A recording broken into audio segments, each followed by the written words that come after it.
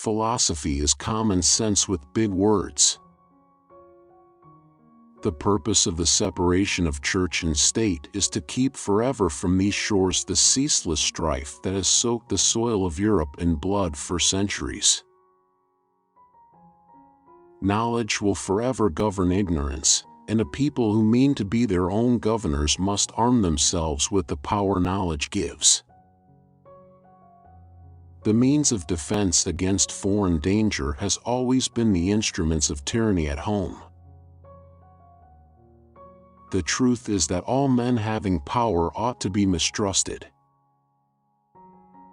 Wherever the real power in a government lies, there is the danger of oppression.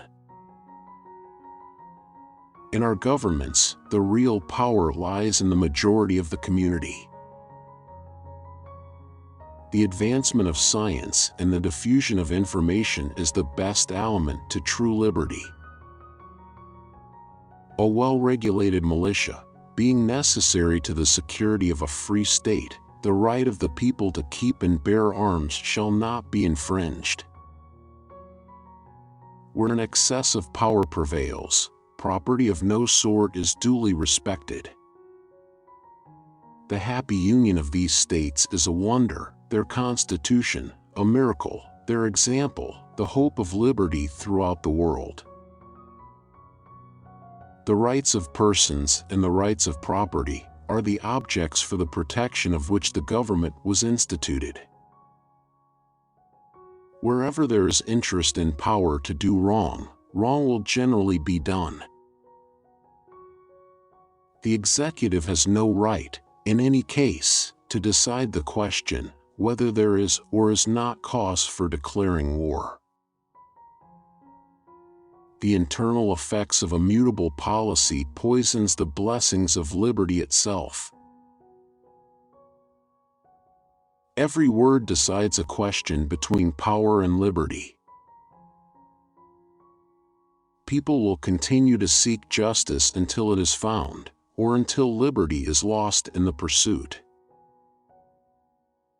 As a man is said to have a right to his property, he may be equally said to have a property in his rights.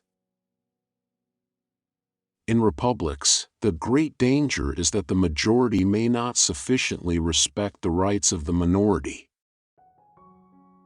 Liberty is to faction what air is to fire.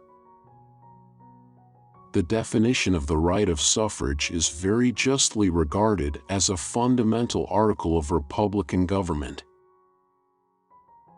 Liberty may be endangered by the abuses of liberty as well as by the abuses of power. A man has a property in his opinions and the free communication of them. War is in fact the true nurse of executive aggrandizement. Had every Athenian citizen been a Socrates, every Athenian assembly would still have been a mob. Foreigners have been encouraged to settle among you. Better also to disarm in the same way the precedent of chaplainships for the army and navy than erect them into a political authority in matters of religion. Such indeed is the tendency to such a coalition, and such its corrupting influence on both parties, that the danger cannot be too carefully guarded against. If we are to be one nation in any respect, it clearly ought to be in respect to other nations. The Senate ought to be so constituted as to protect the minority of the opulent against the majority. A common passion or interest will, in almost every case, be felt by a majority of the whole. The circulation of confidence is better than the circulation of money. A well-instructed person alone can permanently free people. The presidency alone unites the conjectures of the public. War should only be declared by the authority of the people whose toils and treasures are to support its burdens, instead of the government which is to reap its fruits. It is a universal truth that the loss of liberty at home is to be charged to the provisions against danger, real or pretended, from abroad. The operations of the federal government will be most extensive and important in times of war and danger, those of the state governments, in times of peace and security.